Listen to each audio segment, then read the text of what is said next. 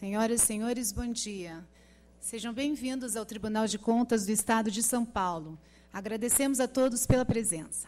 Damos início ao segundo seminário Gestão Sustentável na Administração Pública para debater o papel das instituições e dos entes públicos no desenvolvimento de projetos e mecanismos que permitam o estabelecimento de uma política de responsabilidade socioambiental nas administrações.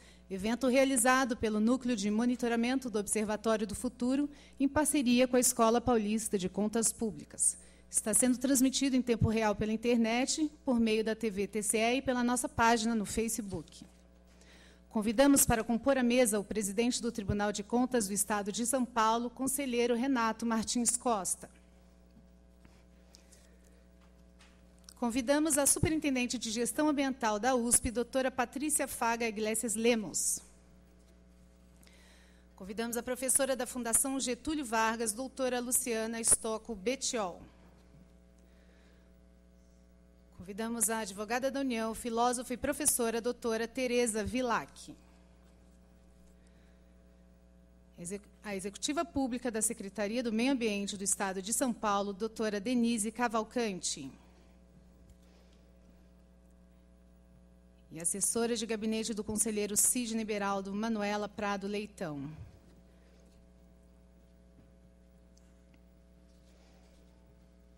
Quer sentar, por favor? Para a abertura dos trabalhos de hoje, ouviremos as palavras do presidente do TCE, conselheiro Renato Martins Costa.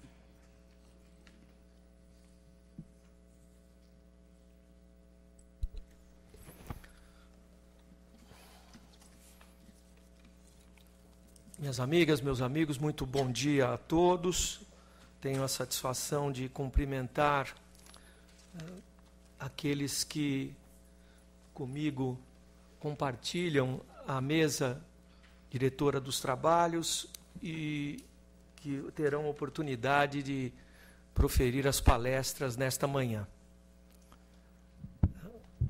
Antes de iniciar e adentrar uma introdução ao tema desse nosso seminário, eu não posso deixar de dar uma informação, que é uma informação que faz com que transbordemos todos de alegria aqui no tribunal.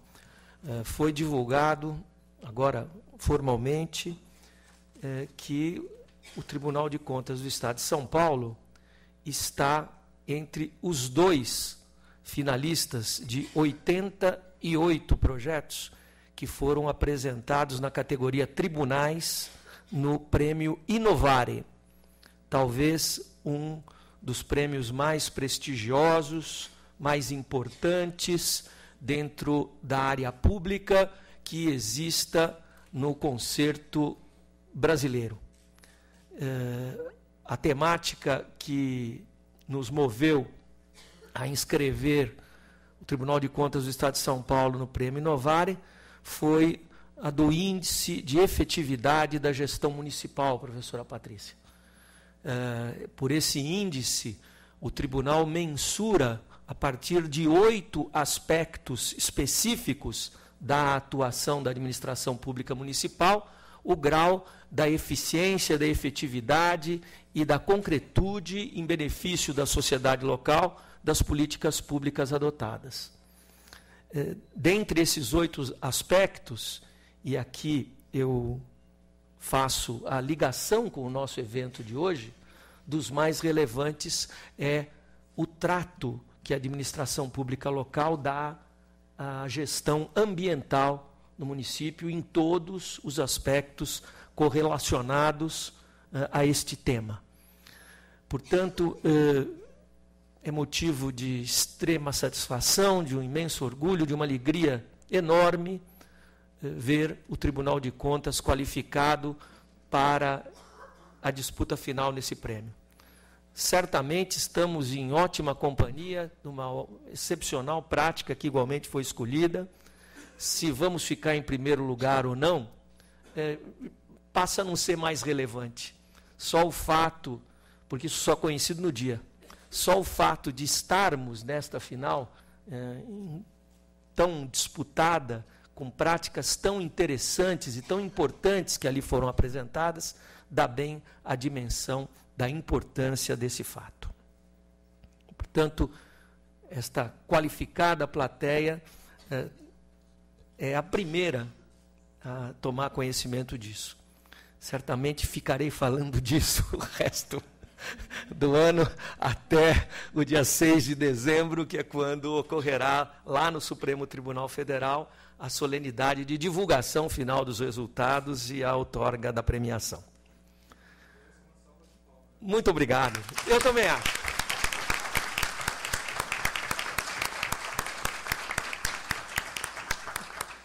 Muito obrigado. E aqui estamos nós para abrir o segundo seminário de gestão sustentável da administração pública. Eu ontem voltava de Brasília, numa reunião com todos os presidentes de tribunais de contas do Brasil, com o presidente do Supremo Tribunal Federal, que nos convidou para que possamos entrar num movimento de levantamento e providências de solução em relação a obras paralisadas na administração pública brasileira, em todos os setores, o que é um problema gravíssimo, não é? Como temos conhecimento, seja pelo desperdício de recursos públicos, seja pela não utilização daquele equipamento que, certamente, se foi dimensionado, licitado e construído, era importante. Então, não só nós jogamos o dinheiro fora, como não prestamos o serviço à população. E sou presidente do Supremo Tribunal Federal, encampou essa luta e iremos trabalhar nesse sentido, de fazer um levantamento nacional. Mas a razão de dizer isso é que voltava eu para São Paulo ontem, no comecinho da noite, e estava lendo a revista do avião, revista da Gol desse mês. E tem lá uma reportagem sobre um estudioso, Ronaldo Lessa, que faz um panorama da impossibilidade do futuro da administração pública não estar intimamente ligado a práticas sustentáveis. Defende ele que, inclusive, o próprio exercício do ato de governar estará intimamente ligado, quanto ao seu sucesso ou ao seu insucesso, na observância desses aspectos e no mergulho profundo da adoção da tecnologia da informação, que ele sintetiza, e aí cita autores estrangeiros, eu não me lembro o nome, mas em 3 aspectos fundamentais. Foi muito bom eu ter lido essa revista, voltando ontem. Primeiro, paperless, ou seja, não há papel, não pode haver papel, não existe papel. O papel é uma perda de tempo, de dinheiro, de esforço, é um comprometimento brutal, considerando o caráter extrativo da sua produção. Então, o futuro da administração tem que ser o futuro de muitas entidades privadas, que hoje já assim agem.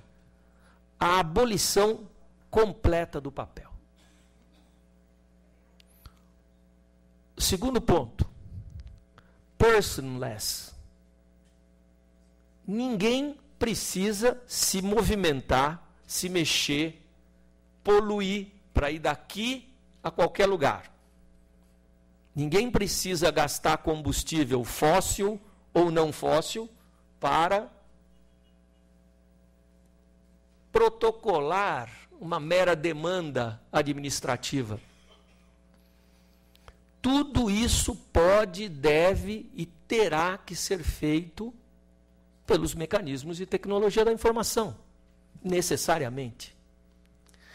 E o terceiro eixo seria o control, controle. Por que controle? Porque se você não tem papel, se toda a movimentação é feita pelo éter ou por cabos, tudo isso tem que ser sujeito a um imenso controle para que a informação e o direito da pessoa envolvida naquela informação não se percam por falta de mecanismos de contenção e controle. Então, isso me achei interessantíssimo e muito apropriado para a nossa temática, que será desenvolvida hoje com tanta eficiência por estes convidados ilustres que honram o tribunal com as suas presenças. E aqui, nós estamos tentando embarcar nesse trem. Então, começamos com a instalação do ETCESP, o nosso processo eletrônico, o processo finalístico eletrônico, que, com todas as dificuldades inerentes à implantação de um sistema novo, desenvolvido aqui na casa, claro, sempre tentando buscar e apreender as experiências bem-sucedidas em outros organismos que trabalham com materiais assemelhados ao nosso, não é?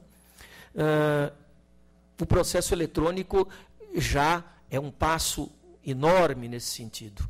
No mês passado, isso é muito significativo, houve uma, nessa época de eleição, não é? Reversão de curvas, houve uma reversão de curva importantíssima aqui no tribunal. O número de processos eletrônicos em instrução, pré-julgamento, portanto, no Tribunal de Contas do Estado de São Paulo, ultrapassou o número de processos físicos. Então, isto é algo definitivo, porque o físico acabou. Então, cada vez mais a pilha do físico vai baixar, vai acabar, e o eletrônico se instala de maneira definitiva. Mas o processo eletrônico ele é voltado à nossa atividade fim. E a atividade meio? A atividade da burocracia em si, não é? Administração, gestão de pessoal, gestão de finanças, gestão de orçamento, de frota, de todos os aspectos que estão ligados à atividade administrativa de um órgão público, como é o Tribunal de Contas do Estado. Instauramos a gestão administrativa através do instrumento denominado SEI, que em pouco tempo, quanto tempo, Fábio? 20 dias de implantação? Terceira semana de implantação, já está um sucesso absoluto. Sucesso absoluto. Há setores em que já não circula mais papel. O primeiro deles, e se não fosse assim, estaria alguma coisa errada, é o DTI. No DTI não existe mais nenhum papel circulando. Mas assim, estamos progredindo na área de pessoal, na área de prontuários, na área financeira e orçamentária, enfim, daqui a pouco, com toda certeza, também na área administrativa, nós não teremos mais papéis circulando.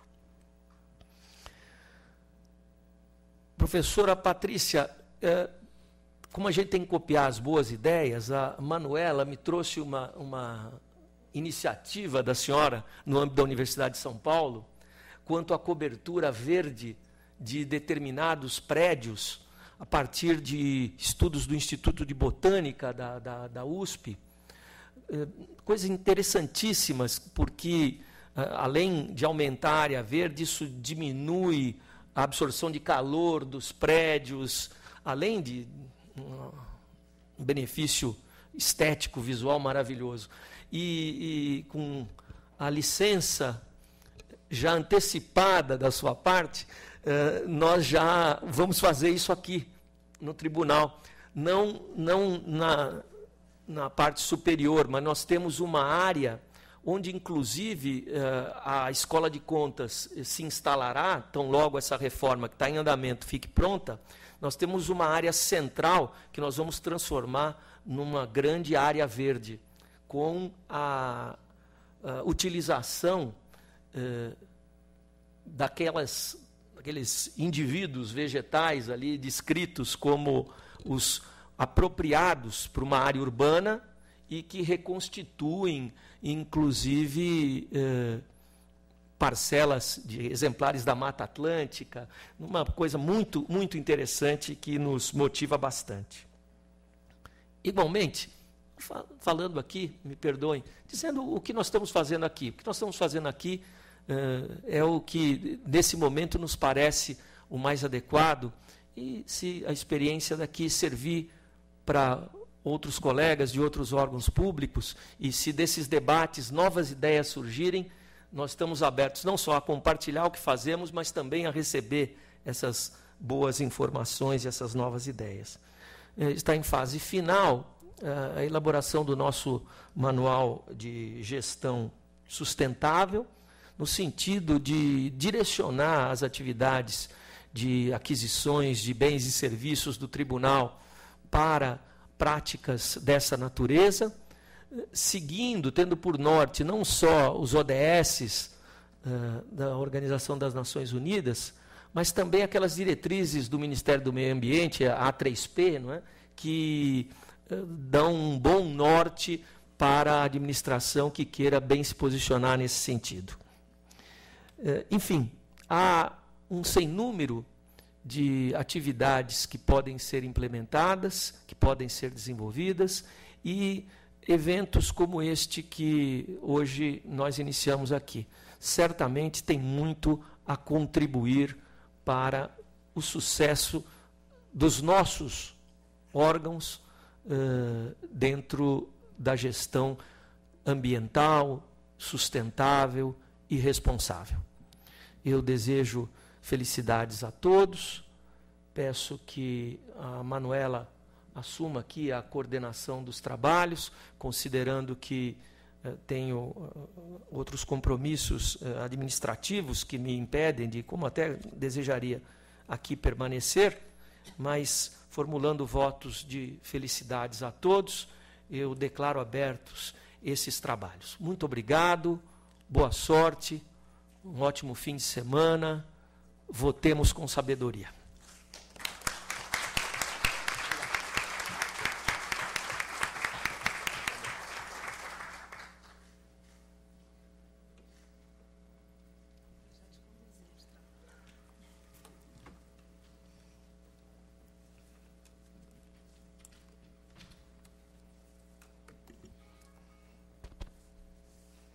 Bom, muito bom dia a todos.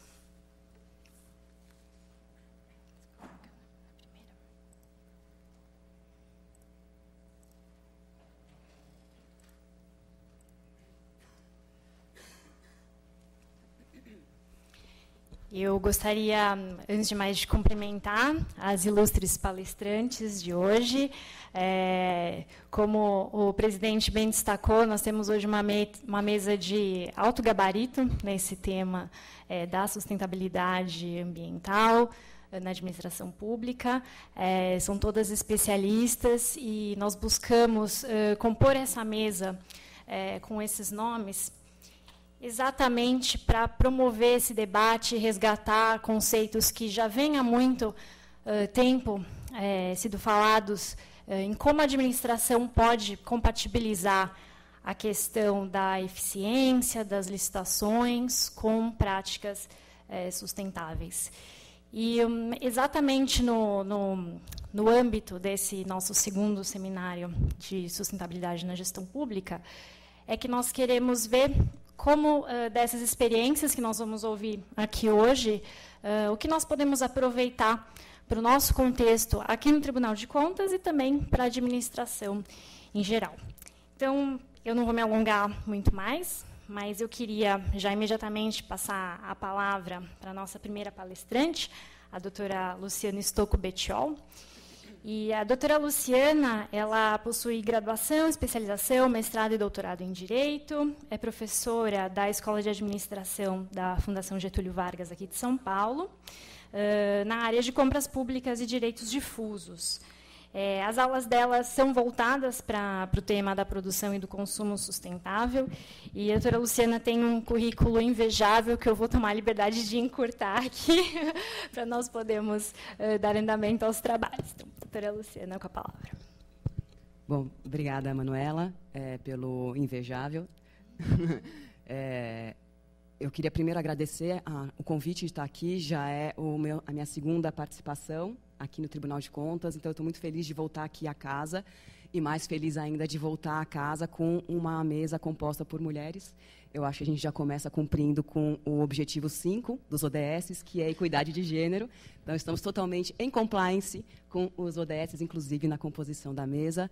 Agradecer, então, a presença da professora Patrícia, das minhas colegas, amigas e caminhantes no tema, Denise e Tereza. Sempre bom estar com vocês aqui, conhecer a Manuela neste evento e estar à disposição de todo mundo para que a gente possa bater um papo a respeito do tema, ouvir de vocês quando vocês tiverem dúvidas. E o meu último slide é um slide que tem o meu e-mail, que eu sou totalmente aberta à disposição para receber perguntas, dúvidas, críticas. Eu acho que faz parte da academia ouvir a população. O tema que eu vou trabalhar hoje, ele é o pensamento do ciclo de vida nas contratações públicas, né? O que é que eu quero falar com isso? É uma ferramenta que ela vem da engenharia, é uma ferramenta que provoca uma nova maneira de tomar decisão. E aqui, no caso, é decisão em compras. Poderia ser uma decisão do processo produtivo. Aqui, o nosso recorte é em compra e na compra pública, né? Um grande comprador é o poder público e nós temos uma responsabilidade na nossa tomada de decisão. Então, provocar um olhar onde estão os grandes impactos numa compra, pensando quais são os impactos que um produto pode gerar, desde a extração, passando pela produção, distribuição, o uso e o seu descarte, né, o fim de vida desse produto, sempre pensando se esse produto pode voltar a ingressar no sistema produtivo. Então, antes de entrar no tema em si, é importante a gente saber qual que é o nosso cenário, né, onde é que a gente está posicionado hoje para chegar à conclusão de que é importante falar sobre esse tema. Então, estou trazendo um pouquinho o estado do mundo, o cenário do mundo, né? Então, se no século XIX nós tínhamos a nossa atividade era agrícola, muito voltada para a subsistência, com 1,5 bilhões de pessoas no planeta, o século XX, isso se transformou enormemente. Então, nós temos uma população que está beirando, hoje, 7 bilhões de pessoas, caminhando para 2050, segundo dados da ONU, para aproximadamente 10 bilhões de pessoas, numa atividade que ela é industrial e focada num consumo de massa. Só essa informação já seria de arrepiar nossos cabelos em pensar qual que é a nossa responsabilidade como tomador de decisão e como consumidor, né? Agrava-se a isso que toda essa população vai ficar num planeta só. Nós ainda não temos outro lugar para ir. Nós vamos ter que nos conformar em ficar aqui no planeta Terra e cuidar desse espaço que é o nosso habitat. Esse habitat que ele tem recursos ambientais finitos. Ainda que possa parecer que nós vivemos em abundância, cada vez mais as informações nos trazem uma limitação desses recursos e a responsabilidade que grandes compradores e produtores, obviamente, têm na manutenção desses recursos naturais, até para a manutenção de negócios. Às vezes as pessoas enxergam a questão de meio ambiente e sustentabilidade como se fosse algo filosófico, mas ele é muito econômico. A gente está falando de manutenção dos negócios.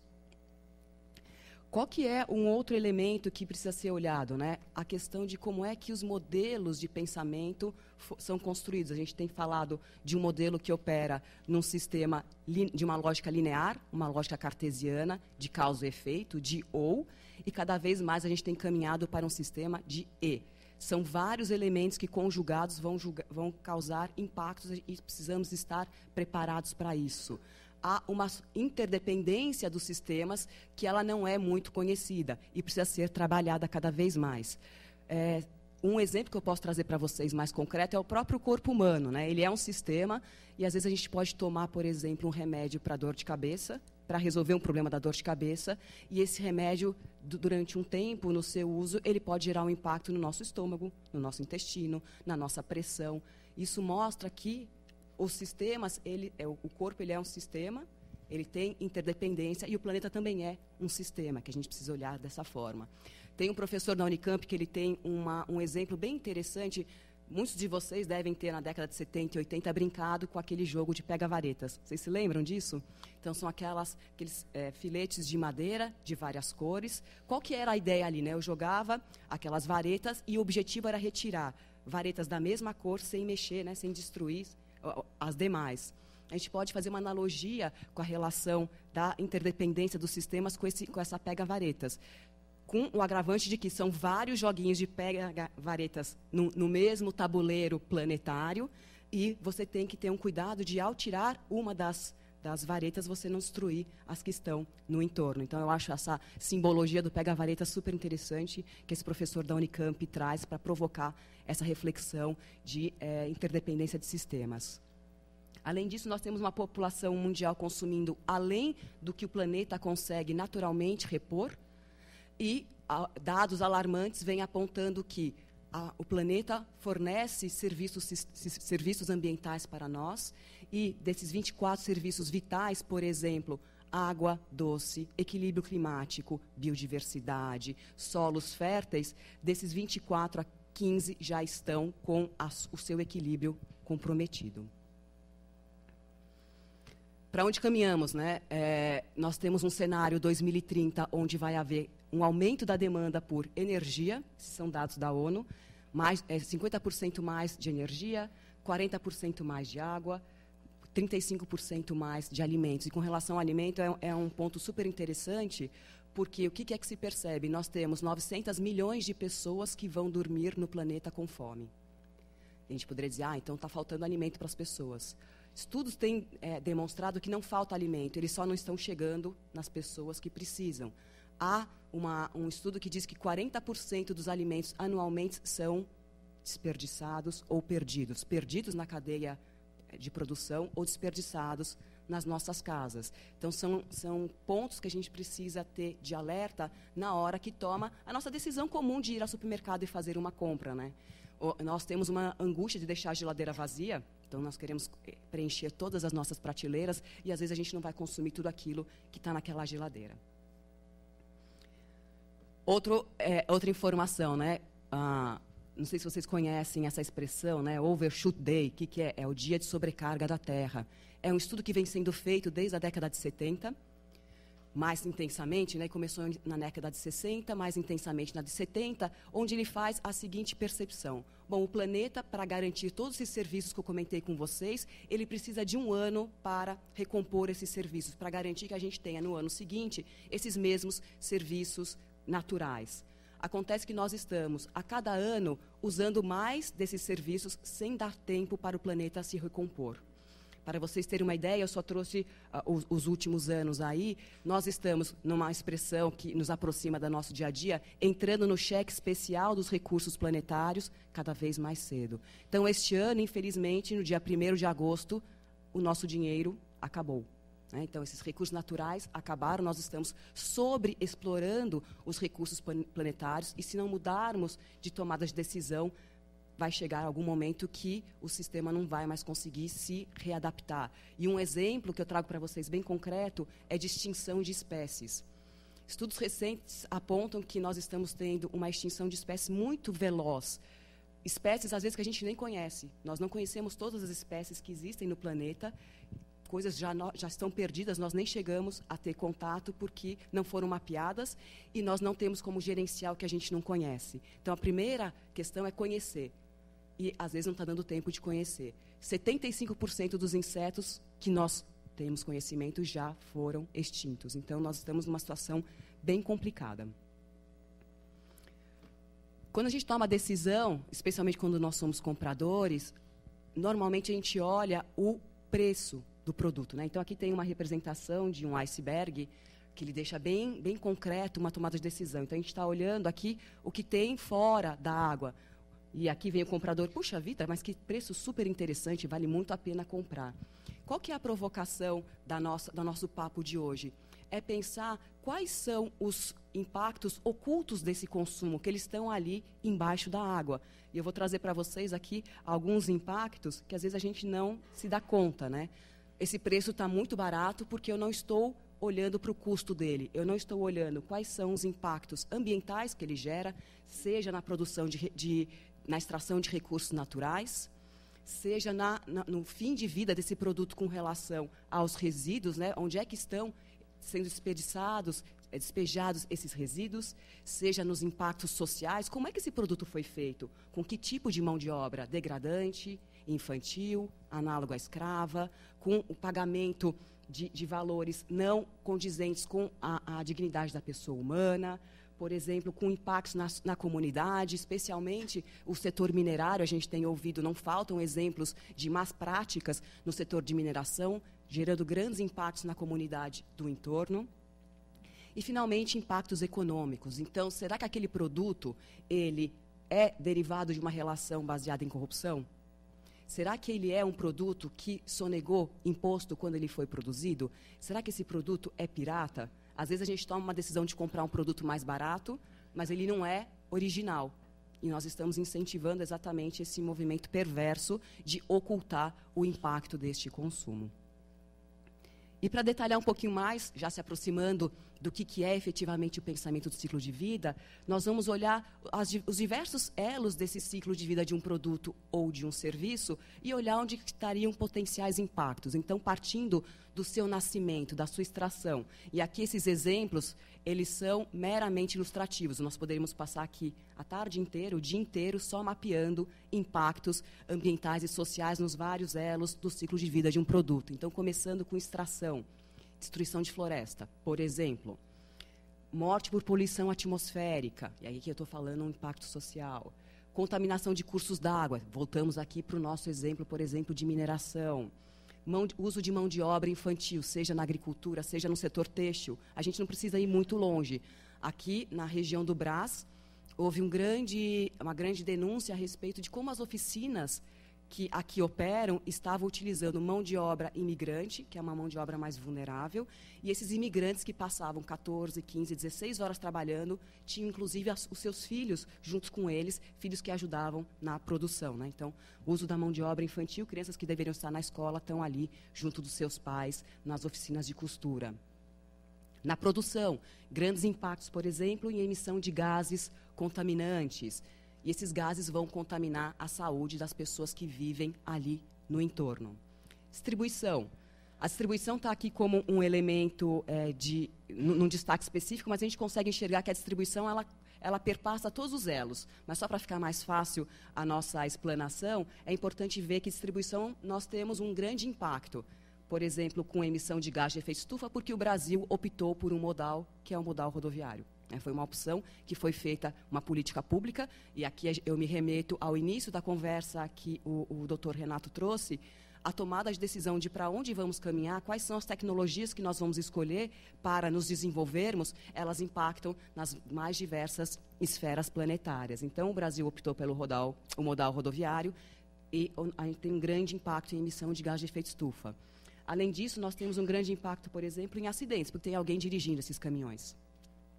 Pessoas que são pressionadas a cumprir a entrega no menor tempo possível, pessoas que reduzem qualidade de vida para poder cumprir com regras do setor privado, setor produtivo.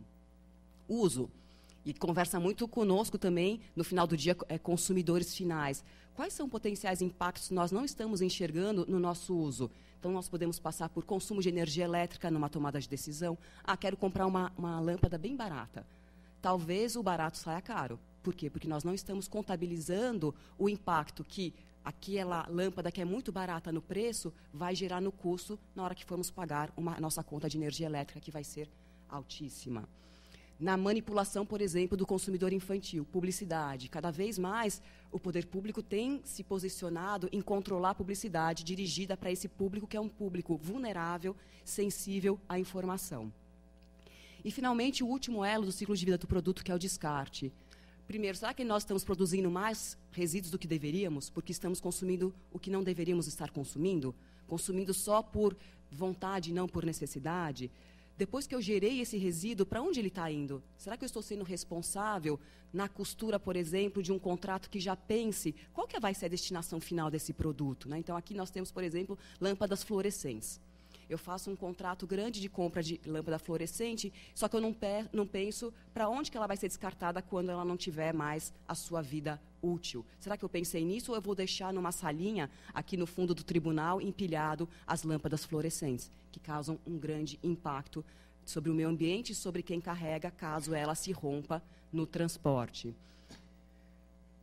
Impactos em rios, solos, nos alimentos que depois vão ser digeridos por nós, que foram plantados em solos contaminados, né? Tudo isso são tomadas de decisão que precisam ser olhadas quando decidimos o que compramos, de quem compramos, para que compramos. Ciclo de vida de um produto. Então, eu já trouxe para vocês um pouco uma provocação de, na hora que eu tomo uma decisão, eu preciso olhar para todos esses elos do ciclo de vida de um produto, e eu trago agora um conceito só para a gente concretizar um pouquinho mais o que seria um ciclo de vida de um produto. E esse é um conceito que está na ISO de avaliação de ciclo de vida, a ISO 14000, que diz o seguinte: ciclo de vida de um produto é um conjunto de etapas necessárias para que um produto cumpra a sua função. E eu deixei em destaque aqui, em vermelho, para que vocês tenham muito claro que sempre quando a gente toma uma decisão de compra, nós temos que pensar qual que é a função que esse produto vai exercer. Quando eu compro um copo, para que eu compro um copo? Muito provavelmente porque eu quero armazenar um X ml de líquido por um X período de tempo. Eu só tenho copo de vidro como opção? Não. Eu tenho algumas outras opções. Eu tenho copo de plástico, eu tenho copo de papel, eu tenho copo de amido de milho. Várias opções. Por que eu só compro o de plástico? Porque talvez seja um padrão de consumo daquela unidade de compras. Eu estou acostumada a fazer aquilo, já tenho um edital com a especificação definida, eu vou apertar o play e vou continuar comprando copo de plástico. E eu não penso, qual que é a função que aquele copo de plástico vai ter na minha organização? É para quem vai passar por lá rapidamente, vai ficar 25 segundos com o copo na mão? Qual que é o impacto desses 25 segundos com o copo na mão? São 100 anos quando ele vai para o seu descarte, caso não seja reciclado. Será que não teria sido melhor eu pensar num copo que cause menos impacto para o uso que ele vai ter de 25 segundos? E aí se abre uma miríade de opções. Só que eu não pensei nisso porque eu não estava olhando para a função que aquele produto deveria exercer. Então fica uma provocação de função do produto, ela é estratégica quando eu estou falando de ciclo de vida de um produto. Esse ciclo de vida ele vai, obviamente, desde a sua obtenção, da extração, como eu comentei com vocês, até o destino final dele, que vai ser o encerramento da sua função. Então, visualmente, a gente tem, como se fala nessa área, desde o berço até o túmulo, né? Então, desde o berço do produto, caminhando até o seu fim de vida. Idealmente, voltando para o sistema produtivo, mas, se não for possível, pelo menos até o seu fim de vida. E a avaliação do ciclo de vida, ela se conecta muito fortemente com um outro conceito, que é o de pensamento de ciclo de vida, que é uma tomada de decisão mais qualitativa. Eu não preciso ser formado em engenharia, nem em bioquímica. Eu posso, né, nesse esforço que eu comentei com vocês, pensando em extração, produção, distribuição, uso e descarte, mensurar, né, mapear lá quais seriam potenciais impactos.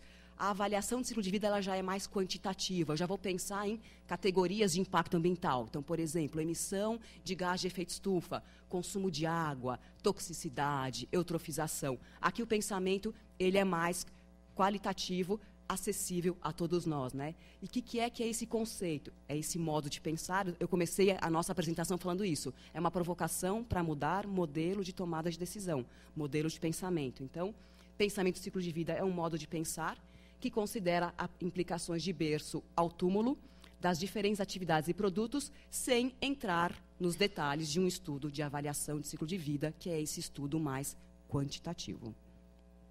E aqui só para vocês terem visualmente, o que um pensamento de ciclo de vida gostaria de abordar? Ele vai lá desde a entrada do recurso natural, ele vai falar da extração de matérias virgens, ele vai falar de design. Design é um tema super importante na agenda da sustentabilidade.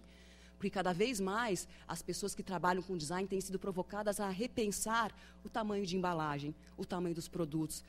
Eu estava falando da nossa geladeira, né? Um estudo do MIT trouxe que de 1970 para cá as geladeiras aumentaram em 17%. O que isso faz? Faz com que a gente coloque mais coisa lá dentro.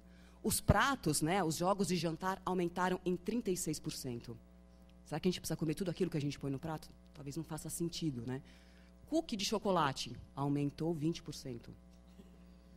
Então, essas coisas me angustiam. Me angustiam, por exemplo, aquelas empresas de alimentação que trabalham com refil. Quem aqui toma 1 litro de refrigerante na sua alimentação? E, às vezes, a gente é impelido a pegar o refil, porque você fala, bom, já paguei, eu vou pegar mais um. Né? Não consome e ainda deixa lá para ser descartado. Então, aqui tem um desenho aqui bem interessante para a gente pensar em cada um dos elos, qual que é o nosso papel como tomador de decisão. O que o pensamento de ciclo de vida, então, ele faz? Primeiro de tudo, vou martelar essa percepção. Função que o produto usa, função do produto ou do serviço. Mudança de paradigma na tomada de decisão. Uso do pensamento de ciclo de vida, não apenas para comparar produtos, às vezes nem é essa a intenção, mas tomar uma decisão melhor naquele produto que eu vou adquirir.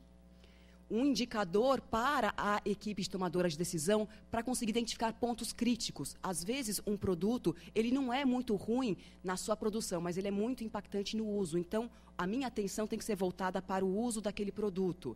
E dependendo também, obviamente, uma organização não consegue fazer isso com todos os produtos. Nós temos que pensar em questões que são materiais, que são importantes para aquela organização. Uma sugestão é pensar, o que é que eu gasto mais em compra? Aqui no tribunal, talvez seja papel, por isso que eles resolveram deixar o processo eletrônico. Outro atributo de você deixar um processo eletrônico é da transparência. Transparência é um princípio, é um valor que cada vez mais as organizações estão prezando em ter. Elas são valorizadas por ter transparência, né? Então, você conseguir identificar qual que é o ponto crítico dentro do ciclo de vida de um produto, ele já é um grande avanço para você tomar uma decisão mais qualificada.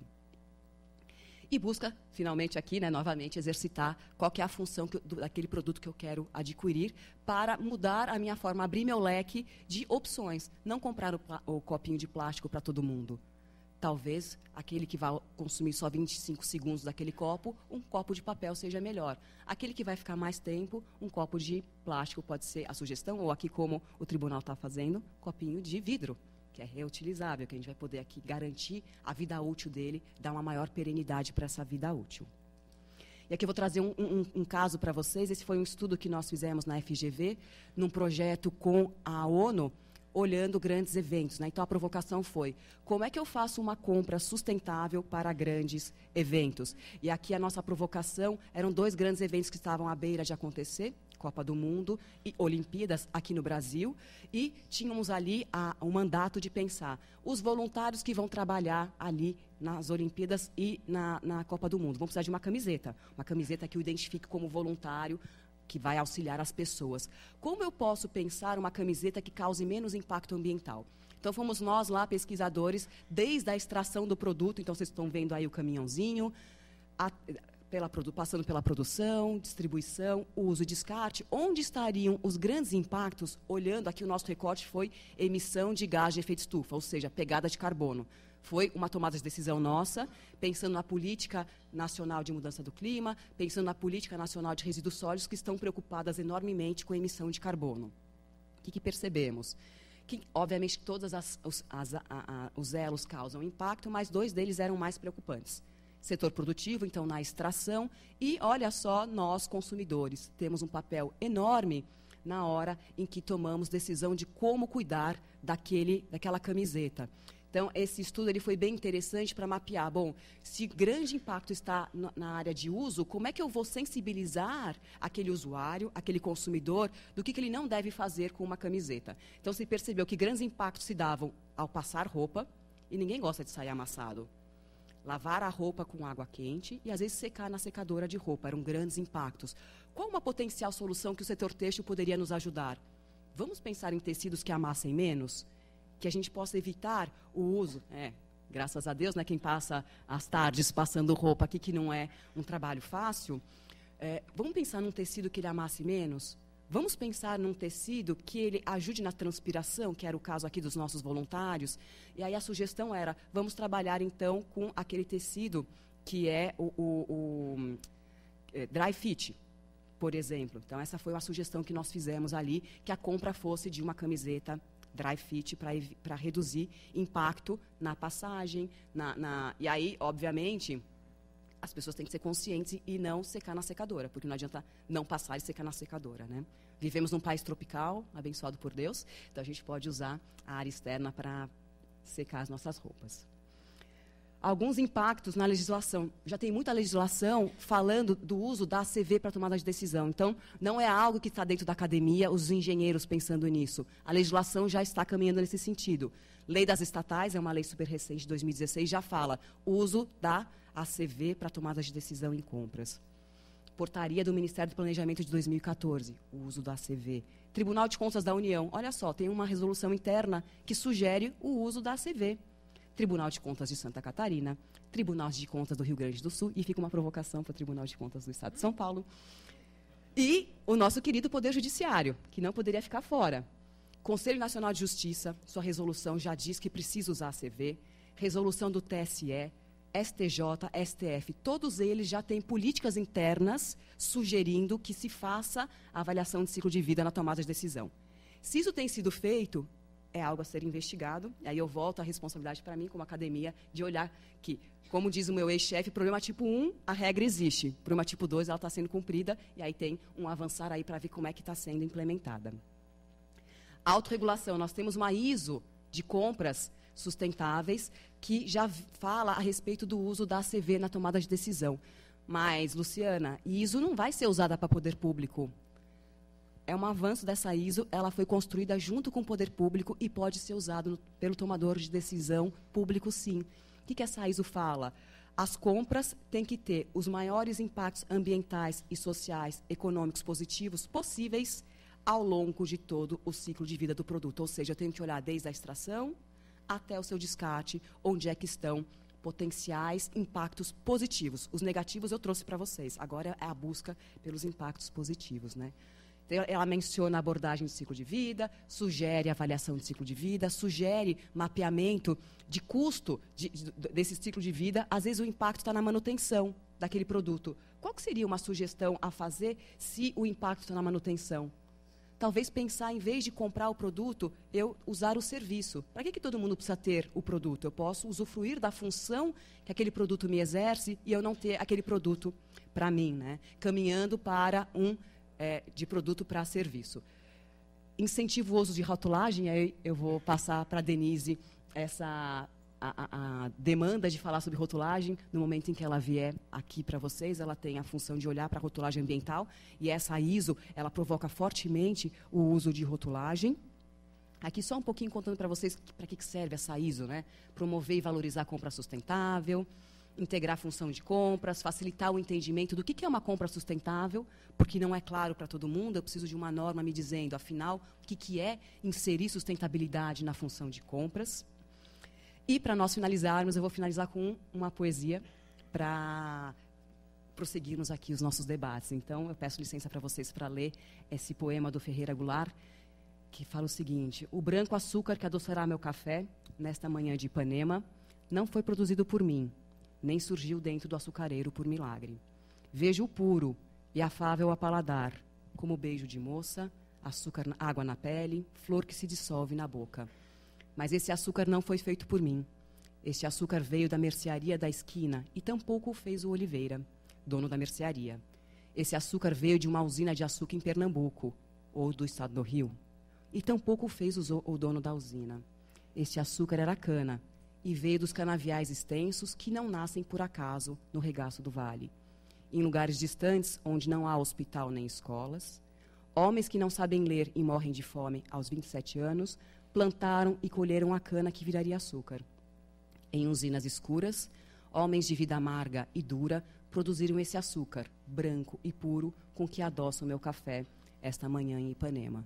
Então, uma provocação para a gente pensar como é que foi parar aquele açúcar no nosso açucareiro, no nosso cafezinho da nossa padaria. E eu deixo aqui, finalizando o meu contato, para quem quiser conversar comigo, trocar ideias, críticas, sugestões. Ok? Obrigada.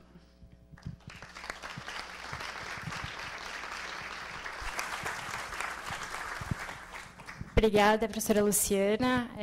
Realmente essa questão do ciclo de vida dos produtos é fundamental nos nossos dias hoje, e acredito que seja um dos maiores desafios para a administração pública. Apesar da legislação já prever, já incentivar a aquisição de produtos, né, com toda essa análise do ciclo de vida, ainda há uma certa resistência em função da questão do menor preço, né? Como compatibilizar isso, como não restringir o universo dos competidores nas licitações com isso. E também a figura do iceberg, eu gostei muito, acho que foi muito bem escolhida, porque visualizarmos de antemão esses impactos, não só ambientais, mas também sociais, é algo bastante difícil, mas é essencial trabalharmos para isso. Me lembrou aqui um estudo que foi feito aqui no Tribunal de Contas, acerca de escolas públicas, do uso, na questão da merenda escolar, do uso de material, o tipo de material usado nos pratos que as crianças comiam. E em algumas escolas foi identificado o uso de pratos de plástico que podiam ser reutilizados, lavados e reutilizados. E se constatou que havia uma rejeição muito grande das crianças pela merenda. E os estudos foram aprofundados e, no fim, se descobriu que a questão não era a merenda, não era a comida, mas eram os pratos. Porque depois de um tempo de uso, aquele prato já ficava riscado, um pouco manchado, e dava um aspecto, no momento da criança pegar o prato e se servir na escola, não muito agradável para aceitar a comida. Então, vejam assim, que o material, uma questão teoricamente banal, né, entre aspas, o impacto isso causou social, quer dizer, a comida não sendo aceita pela criança, algo tão fundamental para a questão da nutrição, para o bom desempenho escolar, bom crescimento da criança, né, por questão do material que era utilizado nas escolas. Então, isso gerou uma polêmica, uma discussão bastante grande. Então, nós vemos que é o impacto ambiental e também o impacto social. E a importância de incorporarmos isso na elaboração das políticas públicas também. Agradeço, professora Luciana. E agora eu gostaria de passar a palavra para a professora Patrícia Iglesias Fagalemos, que é superintendente de gestão ambiental da Universidade de São Paulo, também é professora associada da Faculdade de Direito, da USP, e ela é diretora do Escritório Regional do Programa Cidades do Pacto Global da ONU. Inclusive, com esse escritório aqui, o tribunal firmou uma parceria, ainda esse ano, né, um convênio, Tribunal de Contas e USP, exatamente para desenvolver temas ligados aos Objetivos de Desenvolvimento Sustentável e avançar com essa agenda nos municípios aqui do Estado. E a professora Patrícia, ela também foi secretária de Estado do Meio Ambiente de São Paulo, então tem bastante experiência para contar aqui para nós hoje. Então, obrigada, professora, a palavra está com você. Bem, bom dia a todos. É sempre uma alegria estar aqui no Tribunal de Contas do Estado de São Paulo. E eu agradeço, Manuela, pelo convite. Deixo aqui o meu agradecimento especial também ao presidente, Dr. Renato Martins Costa. Cumprimento também as minhas colegas que estão aqui presentes, a Tereza, a Luciana, em especial a Denise, com quem tive o prazer e a alegria de trabalhar na Secretaria do Meio Ambiente, enquanto estive lá.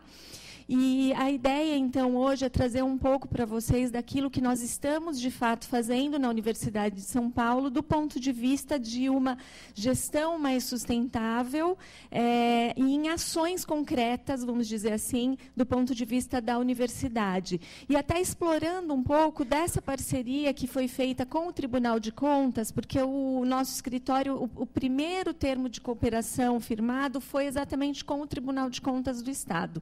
Então, vou relatar no final um pouco disso também, de que forma nós estamos trabalhando essa temática. Então, trazendo aqui um pouco de dados, porque a Universidade de São Paulo é conhecida de todos, mas, ao mesmo tempo, não necessariamente a gente sabe detalhes da universidade. Então, acho que vale a pena falar Aqui essa apresentação foi uma apresentação que eu fiz fora, então ficou em inglês, e eu não consegui exatamente essas bolinhas passar para o português. Vou pedir desculpas, porque aí ficou em inglês ainda. Mas nós temos 14 campi na Universidade de São Paulo, em 7 cidades diferentes. Então, para ter uma ideia da dimensão do que é a Universidade de São Paulo, é a maior universidade da América Latina, então é sempre uma referência do ponto de vista de pesquisa, ensino, e isso também nos traz uma responsabilidade muito grande, uma responsabilidade de aquilo que nós estamos fazendo poder ser refletido também no Brasil como um todo. Então, eu reforço que esse escritório regional, que foi estabelecido do Programa Cidades da ONU, é um escritório para trabalhar Brasil e não para o Estado de São Paulo somente. Então, atualmente, nós temos 23 municípios parceiros, inclusive alguns são da Bahia, e nós estamos trabalhando também com alguns municípios do Mato Grosso do Sul para ampliar essa parceria. Então, a ideia não é trabalhar somente Estado de São Paulo, depois eu vou explicar melhor para vocês como. E também os dados, que eu acho que são importantes em relação à universidade. Nós temos na USP hoje 48 escolas e institutos avançados. A USP tem 4 hospitais e 4 museus. Então, para a gente ter ideia da dimensão, são mais de 5.000 estudantes atualmente. 95 mil estudantes, desculpem, são 5 mil professores e mais de 1.000 funcionários. 14 mil funcionários. Então, uma dimensão muito grande, que dá quase 120 mil pessoas. Então, a universidade em si já representa um quadro que seria semelhante a um município grande, onde aquilo que é feito na universidade pode significar algo a ser aplicado nos municípios. Isso é interessante. 49 bibliotecas, aí uma área também total de 76 quilômetros quadrados, e o orçamento, que é um orçamento equivalente a 1,5 bilhão de dólares. Para a gente ter por ano na Universidade de São Paulo. Então, é um valor bastante significativo. Tá? E aqui, falando um pouco da USP em relação à sustentabilidade, gestão sustentável, vocês podem olhar aí esse Green Metric, é um índice de sustentabilidade nas universidades, do qual a USP faz parte. Então, vem aí o posicionamento da universidade nos últimos anos em relação ao índice de sustentabilidade. E, no último, em 2017, nós conseguimos atingir a 28ª posição. Ou seja, nós subimos 200 posições, mais ou menos, de 2016 para 2017. Então, houve um avanço muito grande do ponto de vista da atuação da universidade, e o que é interessante notar, que nós temos hoje uma área que cuida da sustentabilidade na universidade, que é a superintendência, da qual eu, na verdade, assumi em 2016, ao sair da Secretaria do Meio Ambiente, mas nós temos também a USP voltada para fora da universidade, que é exatamente o projeto do escritório do Programa Cidades da ONU. Então, a universidade ela não pode estar trabalhando somente para ela internamente, mas ela também tem que refletir esse conhecimento científico para fora, trazer esse benefício para os municípios, trazer esse benefício para o Brasil como um todo, tendo em vista que se trata de uma universidade pública e que nós, então, recebemos aí todo esse orçamento do ponto de vista de cada cidadão, né, do nosso Estado. Aqui, então, eu vou falar um pouco para vocês do que tem sido feito na universidade. Um dos pontos interessantes é a priorização de áreas verdes. Então, a universidade tem declarado determinadas áreas como áreas protegidas. Significa dizer o seguinte, que a legislação não exige isso da universidade, mas nós identificamos, dentro de diferentes campi da universidade, que determinadas áreas não deveriam ser utilizadas para a construção. instalação. E, pelas suas próprias características, elas deveriam ser protegidas. E, a partir de um ato voluntário da universidade, elas são declaradas como áreas protegidas. Então, aqui eu estou falando do campus Butantã, que é o QASO, é o campus principal, mas nós temos áreas também em outros campi da universidade, e então essas áreas são utilizadas para finalidade de pesquisa, para finalidade de visitação, para finalidade de cursos e para finalidade de formação de biobancos também, bancos genéticos daquela vegetação nativa. Tá? Então, essa é uma das atividades. Na parte de infraestrutura, nós também temos trabalhado bastante. Então, aqui é a parte de painéis solares que fica na biblioteca Mindlin, ali no prédio da Biblioteca Brasiliana, que é uma estrutura bastante nova, que foi toda feita com a questão dos painéis solares. Então, como nós temos uma área bastante, pela nossa localização, acesso bastante relevante, mesmo nos dias sem sol, também tem um resultado interessante, nós temos essa infraestrutura e temos também no IEE, que é o Instituto de Energia e Ambiente da USP, toda a parte de estacionamento coberta com painéis solares. Então, o próprio Instituto utiliza a energia desses painéis. E a ideia, claro, sempre ampliar essas infraestruturas que trazem esse benefício ambiental. Do ponto de vista de energia, também o sistema de iluminação, ele tem um sistema que faz também essa captação de energia e que traz uma autonomia de 1 a 3 noites, dependendo da insolação, lógico, e com monitoramento remoto. Então, isso é acompanhado à distância e avaliado e é utilizado também no campus da cidade universitária. Então, são projetos que vão sendo implantados sempre com a ideia de replicar em outras áreas da universidade, quando factível e quando possível realizar. Tá?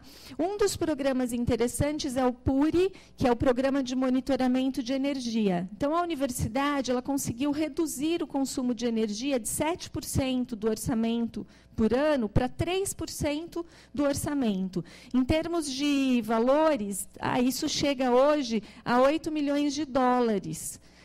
De economia do ponto de vista de energia. Então, são todos programas que nós vamos monitorando e, a cada ano, tentando melhorar a performance desses programas.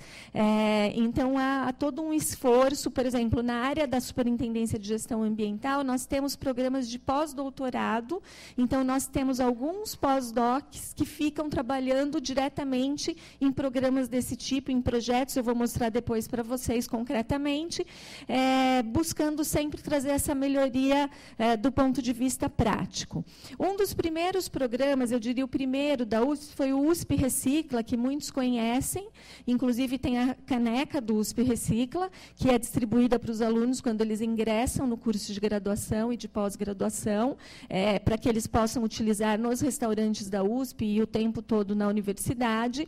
Esse programa ele busca uma redução dos resíduos nos restaurantes, apesar de que os alunos hoje estão reclamando, tá? Eu acabei de receber uma reclamação dizendo que o uso da caneca tem sido reduzido e que muitos estão utilizando copo descartável. Então, vejam que é uma coisa de monitoramento contínuo e agora, então, nós vamos retomar um contato maior e uma, vamos dizer, forma de educação maior, porque isso está acontecendo, apesar de ser um programa dos anos 80, foi uma reclamação dos próprios alunos, então, para dizer que também nem tudo é perfeito, a gente tem que estar ali o tempo todo monitorando, mas é interessante saber que o programa, que teve início nos anos 80, ele está presente até hoje, trabalha também com educação e com compostagem. Depois eu vou mostrar para vocês, num outro quadro, também um local de compostagem. Então, tem alguns jogos que são utilizados para educação, quando a universidade recebe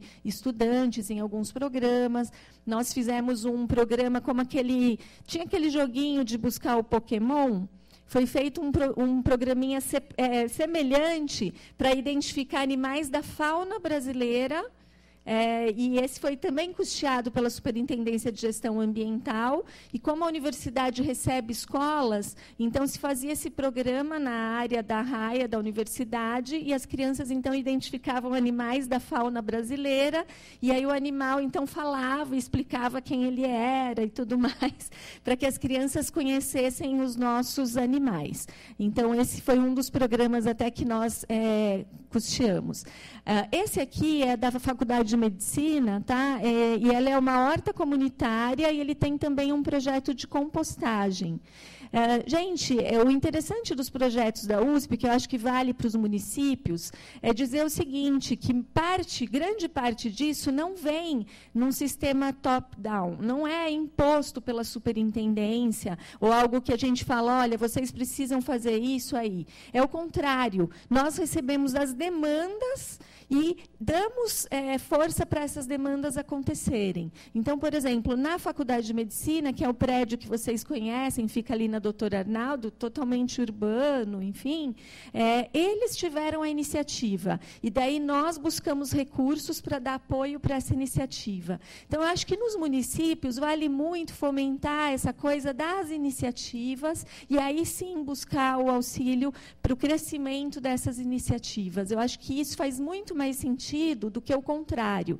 E mesmo quando estive à frente da Secretaria do Meio Ambiente, também procuramos trabalhar muito aquilo que é programa voluntário, né? À época nós tivemos um protocolo climático com as empresas do Estado de São Paulo, foi bem no período da COP de Paris, e a questão das reduções de emissões de uma forma voluntária. Então, aquele período de exigir e cobrar, isso faz sentido, mas, às vezes, faz mais sentido você trazer aquelas figuras para conversar e criar programas voluntários, mesmo com as empresas da região, porque a melhoria do ponto de vista do município também melhora as atividades para as empresas que estão na região. Então, acho que isso é muito válido em termos de projetos concretos nos municípios. Tá?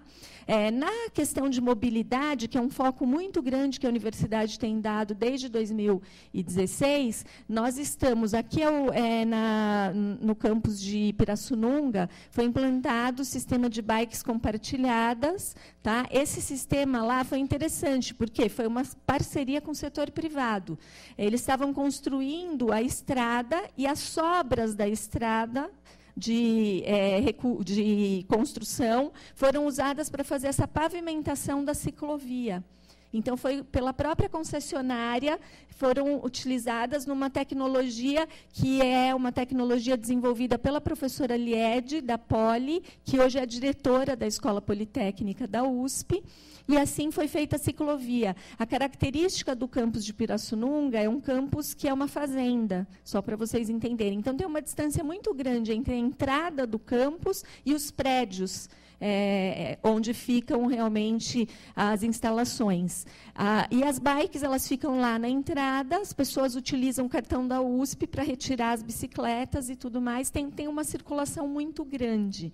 E agora nós estamos implantando esse sistema no campus da cidade universitária, deve sair nos próximos dias já.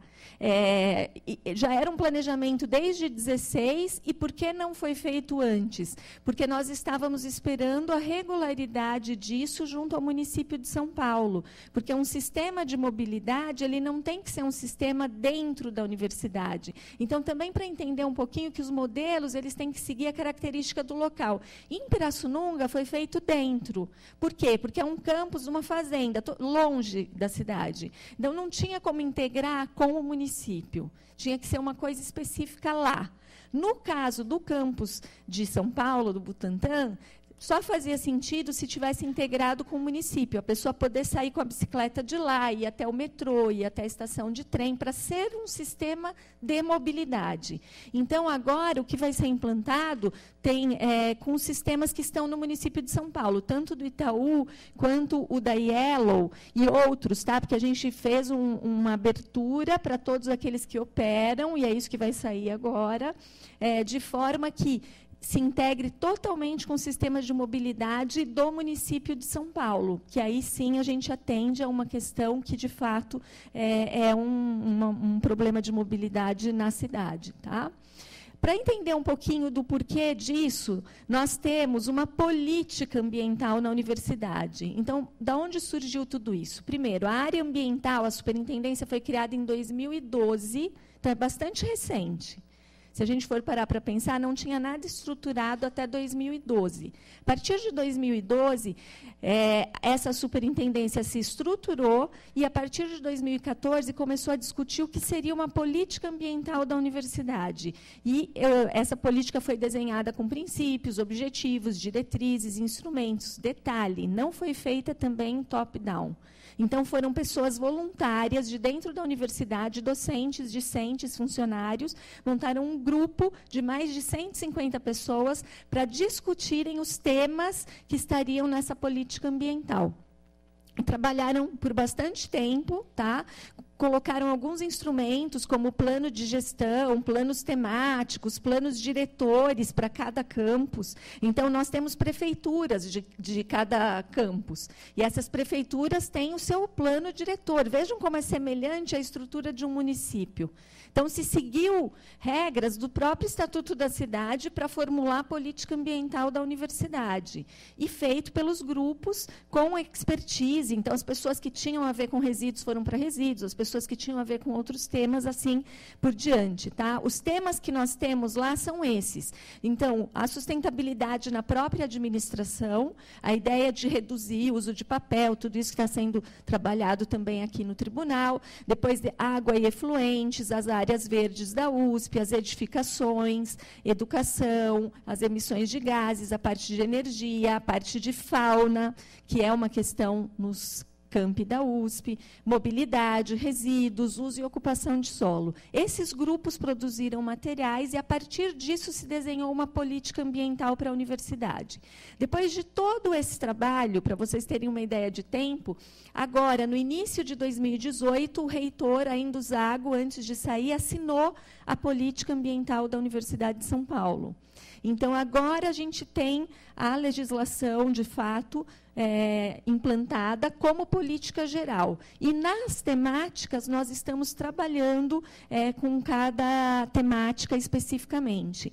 Só que, óbvio, né, entre fazer uma legislação que leva um tempo, nós não poderíamos ficar parados, esperando essa legislação acontecer. Então, o que nós trabalhamos? Os chamados pilotos. São projetos que estão acontecendo dentro da universidade e que podem ser replicados em outras áreas. Então, aqui, só para relatar para vocês, nós temos mais projetos, eu coloquei alguns para ilustrar.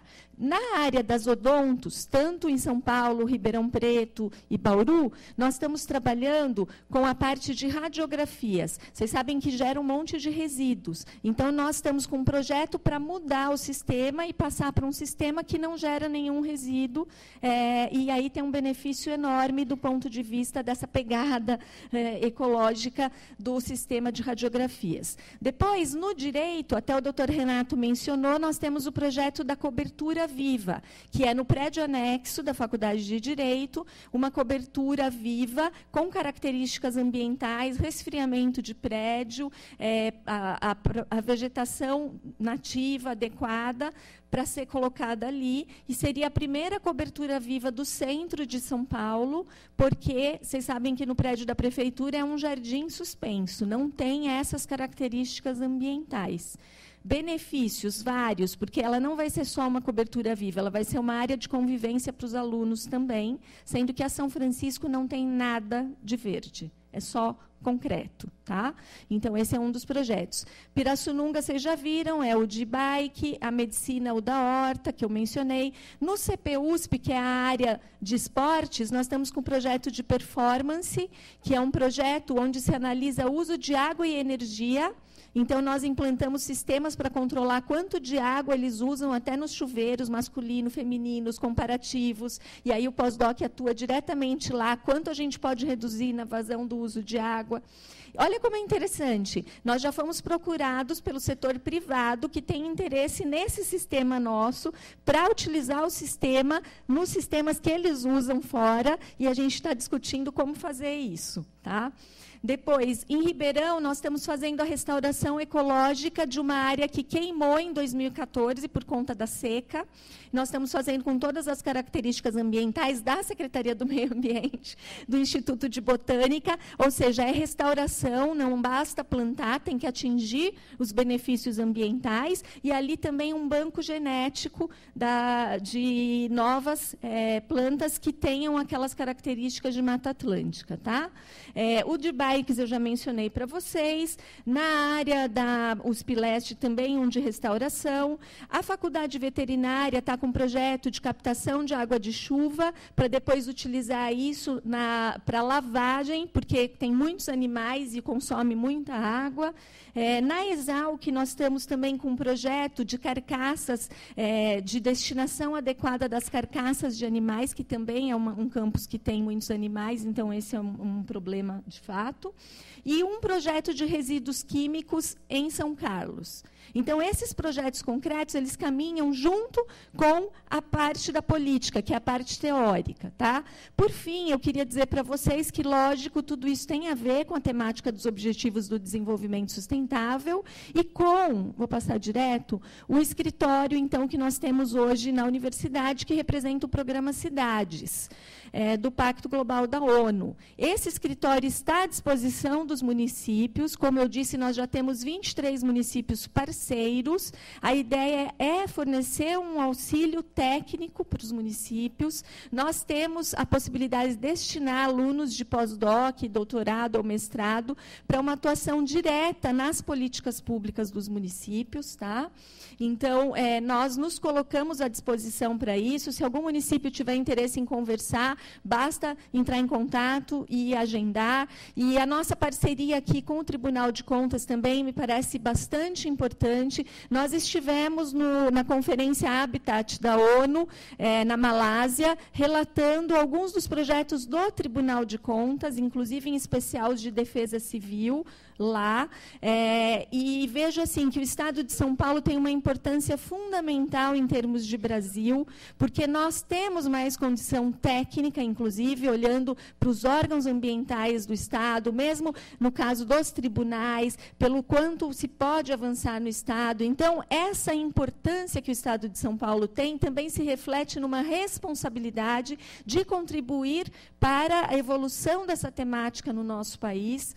E vejo que o fundamental dos objetivos do desenvolvimento sustentável é o objetivo 17, as parcerias. Então, trabalhar a universidade junto com o setor público e juntamente com o setor privado, de forma que nós, de fato, possamos avançar nessa agenda de uma gestão sustentável, não só na administração pública, mas também nas universidades e também no setor privado. Eu deixo aqui, então, os meus contatos, para se alguém quiser entrar depois conversar comigo, e agradeço pela oportunidade de trazer aqui a experiência da Universidade de São Paulo. Muito obrigada.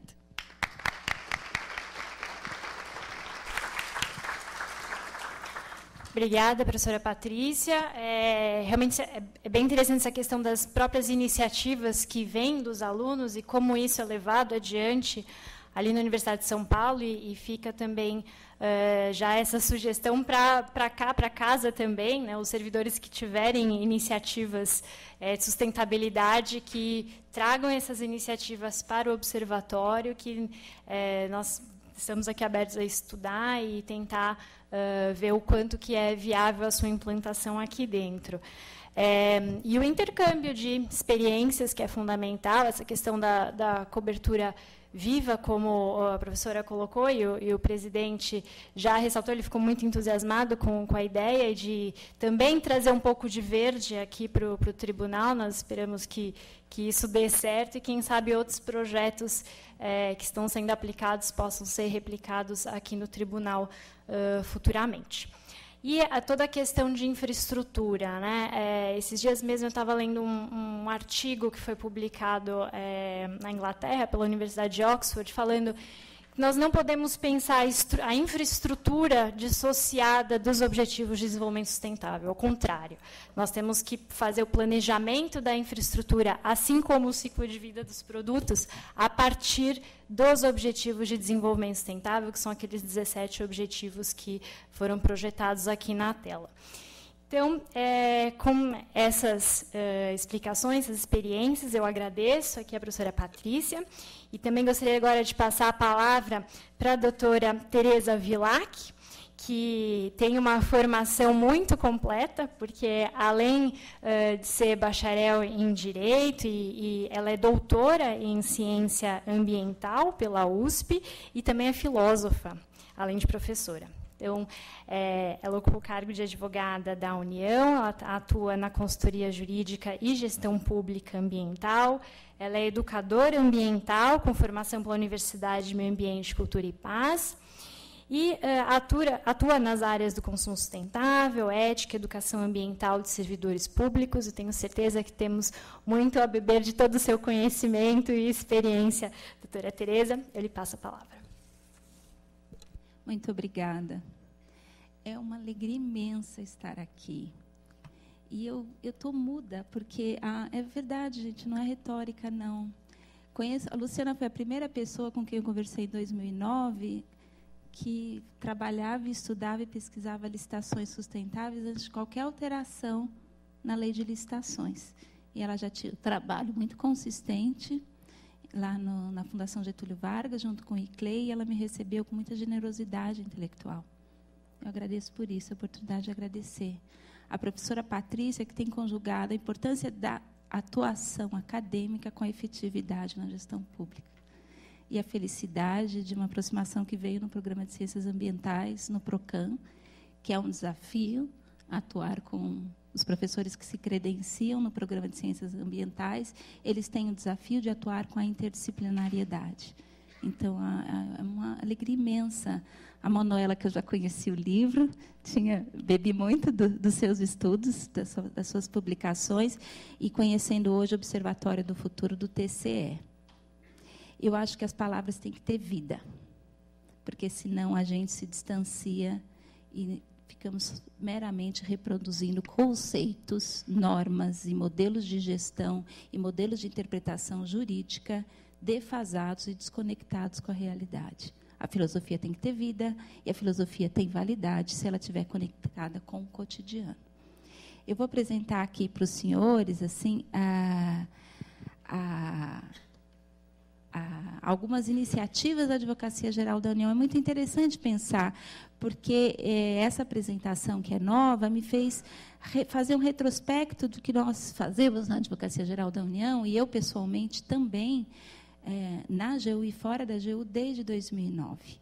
Então, eu vou apresentar algumas iniciativas, as dificuldades que nós enfrentamos e algumas ideias, além de materiais que os senhores possam dispor e acessar no final da apresentação, porque um ponto muito difícil no tema que nós tratamos, na gestão sustentável, na administração pública, é a existência de um locus no qual estão essas informações. Nós temos iniciativas belíssimas, não sabia, até falei com a professora, 8 milhões de dólares de economia de energia é muita coisa. Nós temos iniciativas isoladas, iniciativas que não se comunicam, iniciativas belíssimas. Então, eu deixo, no final da minha apresentação, alguns links de acesso a várias iniciativas que os senhores podem recorrer, videoaulas, cartilhas do Senado, da Câmara, o Instituto Rui Barbosa também, o ICLEI, a Fundação Getúlio Vargas, a AGU, porque nós não temos um local no qual isso esteja compilado e de fácil acesso. Por que nós não temos? Porque é uma mudança de gestão pública. E é uma mudança que implica numa mudança de paradigma e de reforço de cidadania ambiental. Então, como advogada pública, eu procuro sempre trazer, além de voluntariamente atuar nas capacitações, e aqui um parênteses me coloco à disposição de voluntariamente, eu tenho certeza que as colegas aqui da mesa também, se houver interesse em aprofundamento da temática, junto aos servidores aqui atuantes na área de contratações, estou à disposição. E essa dificuldade de mudança de cultura traz um reforço de algo que eu considero, nesse primeiro semestre, que foi crucial para mim, a questão da educação ambiental ser internalizada nos órgãos públicos. Então, eu apresento também algumas iniciativas que são desenvolvidas na Universidade do Meio Ambiente e Cultura da Paz, que é uma universidade que se localiza no Parque do Ibirapuera, com cursos gratuitos vinculados à Secretaria Municipal do Verde. É só ir lá, se inscrever e fazer. E a educação ambiental, em várias linhas de ação, e eu tive a possibilidade de atuar lá com metodologias integrativas de educação ambiental, e eu tenho esse como sendo um caminho. O que eu vou falar para os senhores com relação à atuação da Advocacia Geral da União na temática da gestão pública sustentável? O que é a AGU? A AGU diz o direito para os órgãos públicos federais do Poder Executivo. Diz o direito judicialmente nas ações perante a Justiça Federal, na Justiça Federal das regiões, no STF, no STJ, e diz o direito também em atividade de consultoria e assessoramento jurídico. Então, os órgãos do Poder Executivo são sujeitos a essa consultoria jurídica da Advocacia Geral da União, na qual eu atuo. Dizer o direito e ser função essencial à justiça implica também em a gente pensar num princípio fundante que está na Constituição Federal, que a professora Patrícia teve uma aula de abertura lá no programa de Ciências Ambientais, falando do direito ao meio ambiente. É um princípio fundante de todo ordenamento jurídico nacional.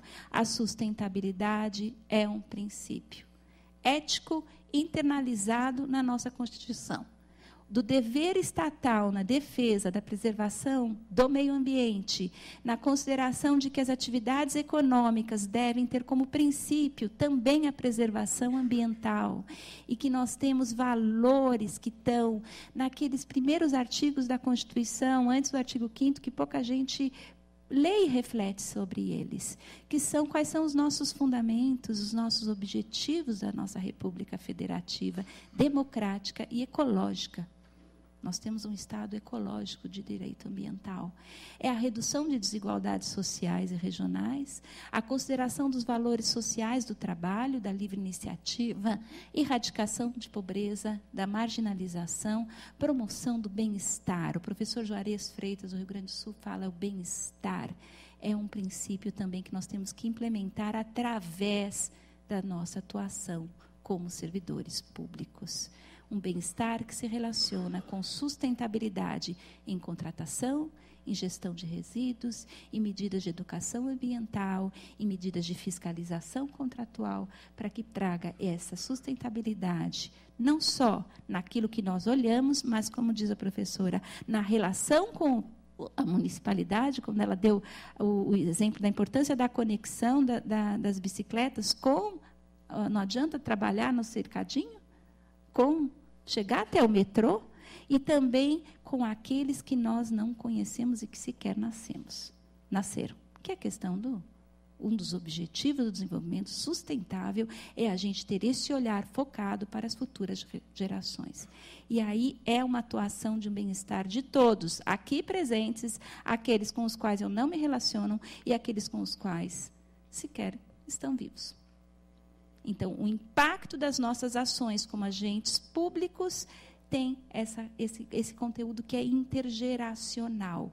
E isso se implementa, no meu ponto de vista, de várias pessoas, como aqui estão nessa mesa, através de um reforço de cidadania. Cidadania ambiental, que se fortalece também por mecanismos de gestão pública.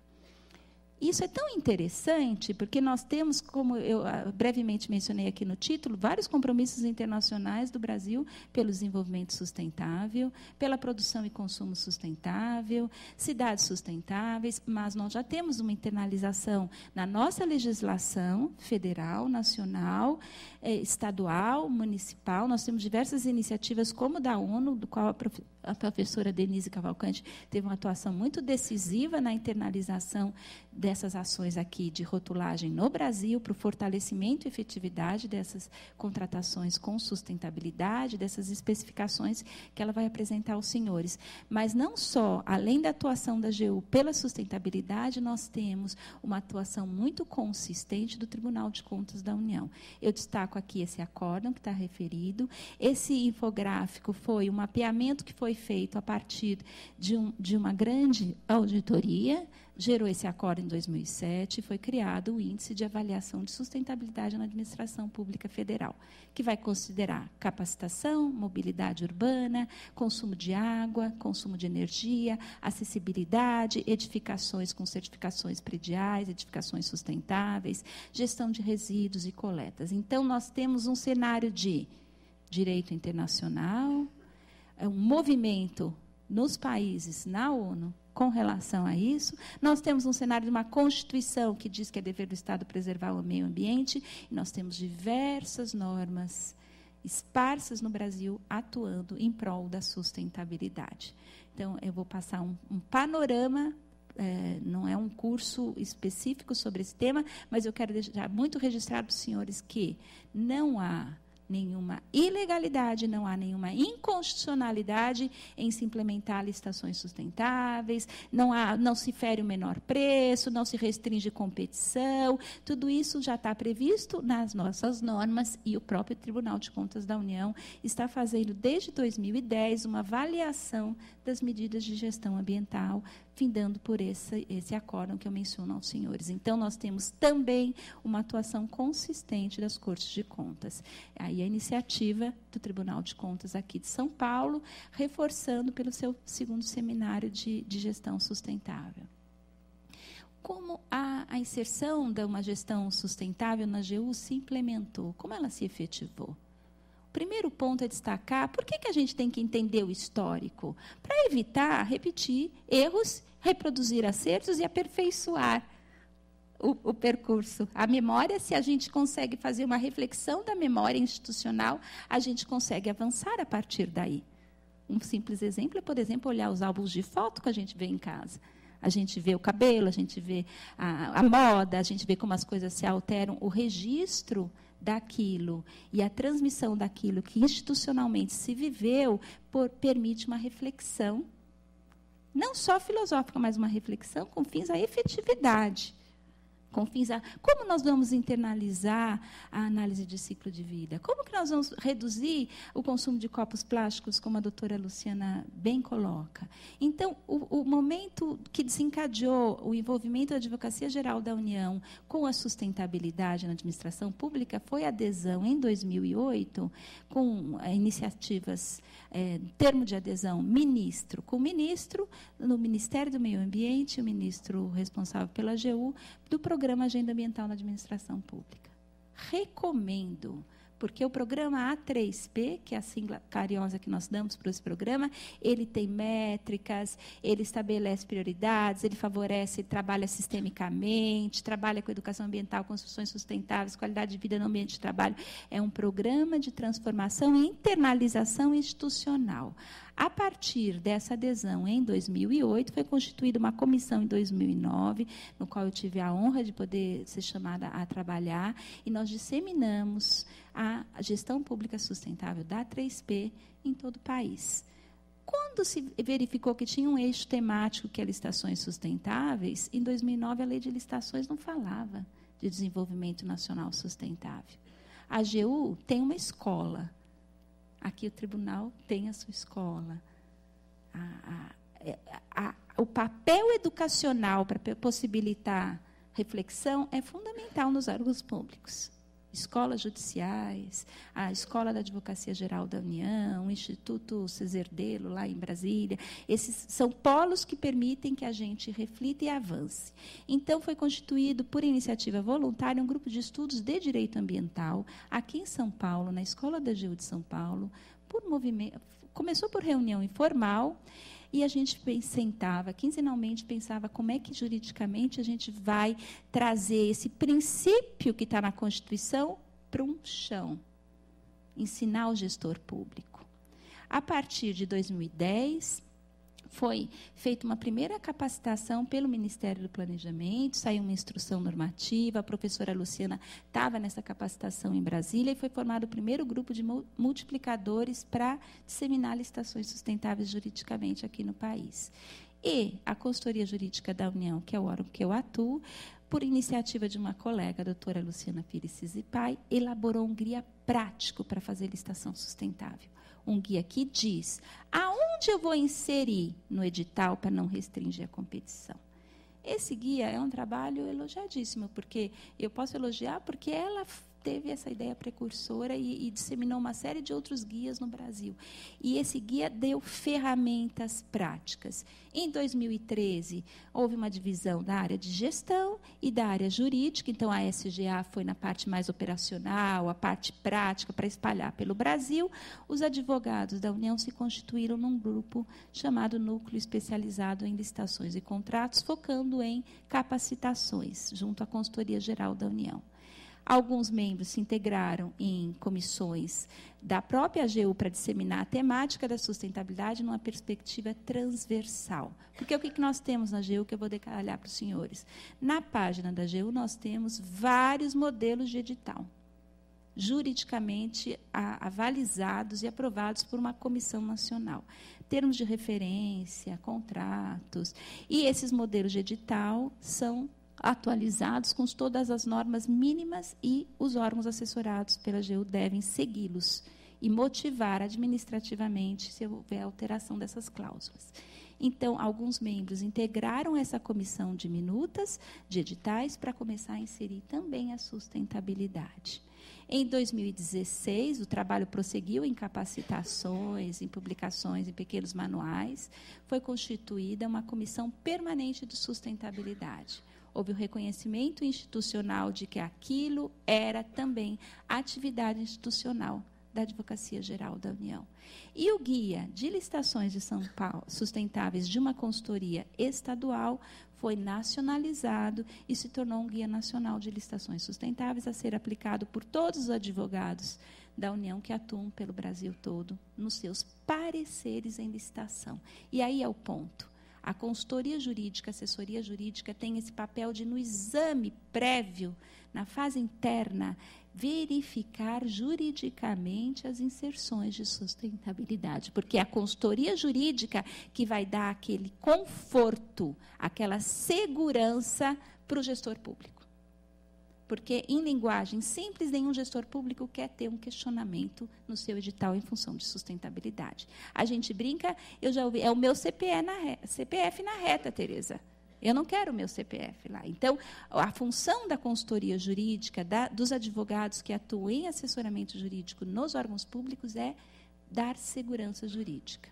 Então, essa comissão permanente, o guia, as capacitações foram evoluindo e seguindo. Em 2017, foi desenvolvido um projeto em parceria com a Escola da AGU, o Projeto Nacional Licitações Sustentáveis, que nós percebemos que nós tínhamos que interiorizar. Ainda não chegamos queríamos muito ter ido para Belém, para Manaus, mas a gente não conseguiu em 2017. Esse ano eu estive em Porto Velho, mas foi um convite do Judiciário.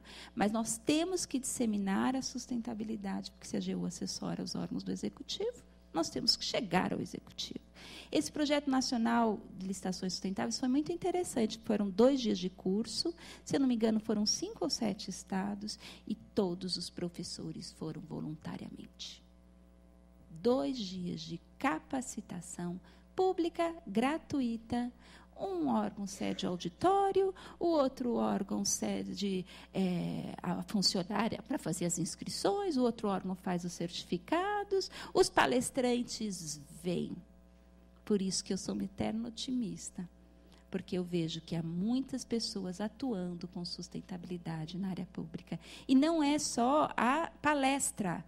A gente precisa ter as oficinas, a gente precisa ter as rodas de diálogo, a gente precisa ter os workshops, a gente precisa também que os servidores e as pessoas que participam desses cursos também se posicionem e se coloquem, porque a partir dessa escuta de quem está falando, isso é possível em cursos com mais extensão, é que a gente consegue também aprender.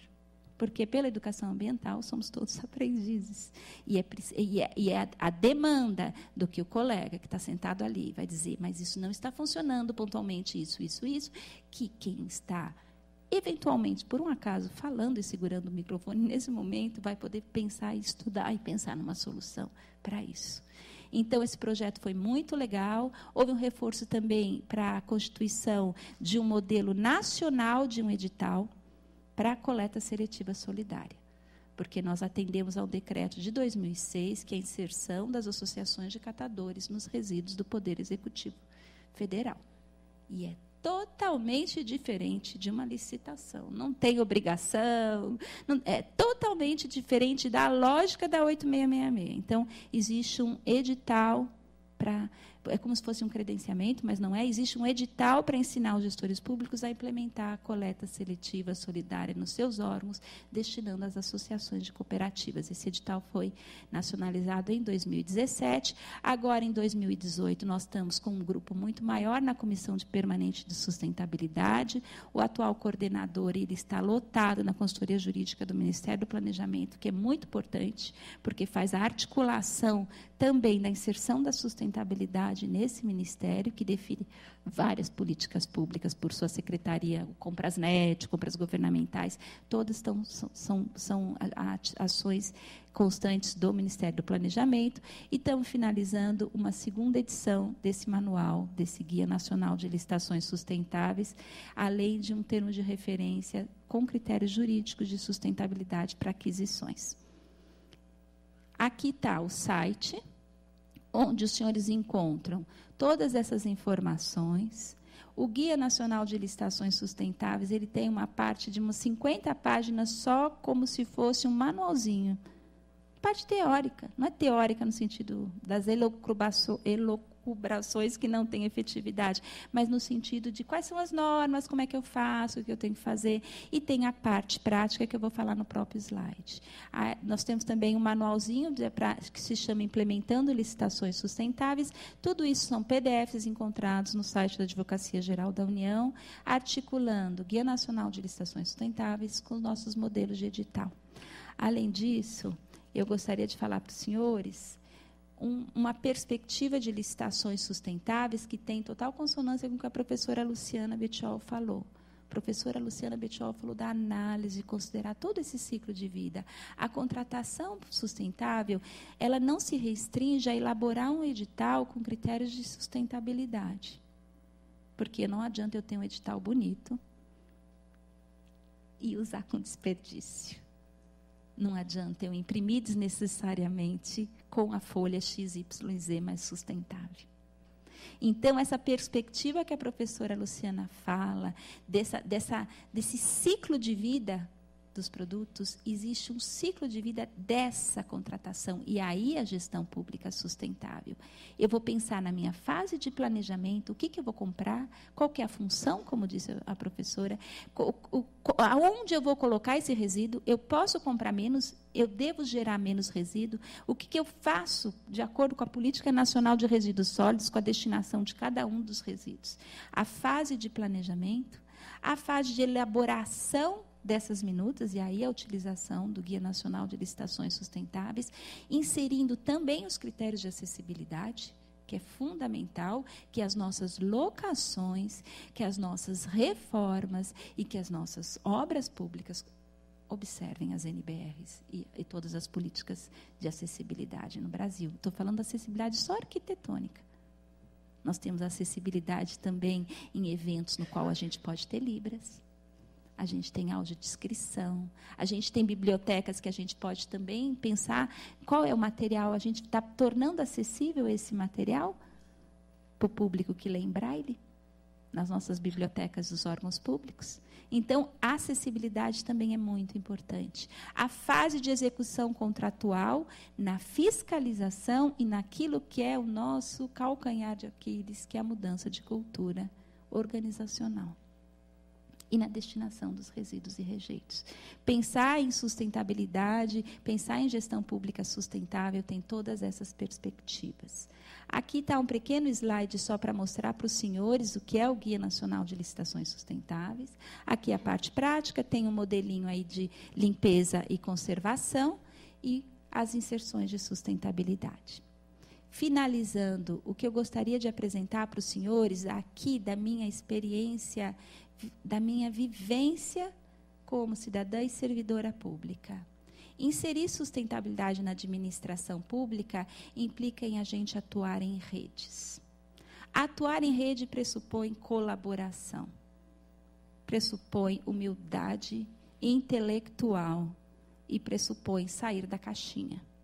Porque o funcionário que diz, esse não é um problema meu, esse é um problema do fiscal, esse é um problema, ele não está atuando em rede.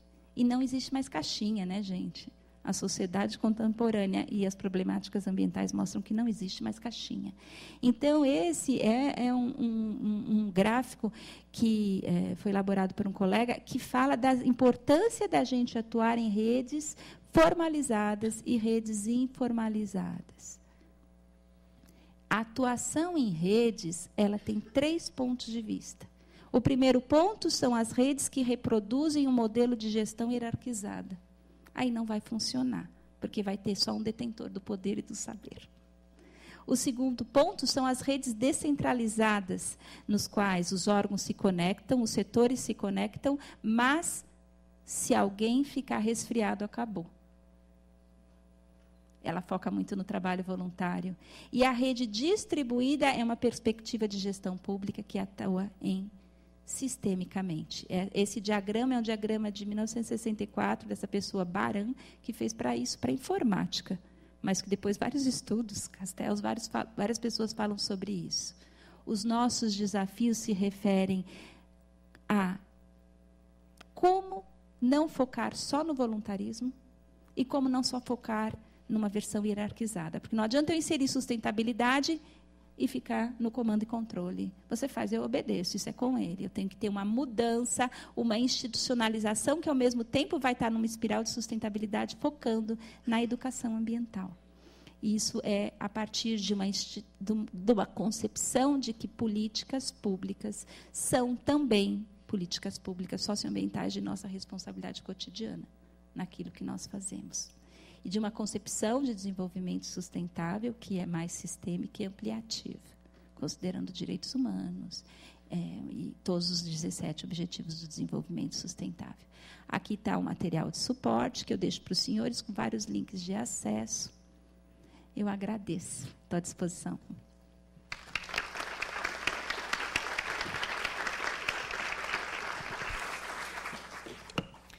Eu agradeço a doutora Tereza Vilac, e essa fala da doutora Tereza, na verdade, é um alento para todos nós, porque se a professora Luciana levantou aqui uma série de ponderações, tem que pensar nisso, aquilo, tal, todo o ciclo, não sei o quê, e aquela questão que eu coloquei como provocação, né, como compatibilizar todo esse ciclo de vida com a nossa tão tradicional licitação do menor preço, vem a doutora Tereza e fala: calma, isso é possível, isso já está sendo implementado. Então, fica aqui, eu agradeço todos os links que foram disponibilizados, porque geralmente é essa troca que nós precisamos, e espalhar isso para os municípios, mesmo os municípios que têm menos recursos, e vamos pensar como que nós vamos colocar aqui um edital com tantos requisitos, nós não temos recursos suficientes para comprar os materiais mais caros, que são os que geralmente têm toda essa preocupação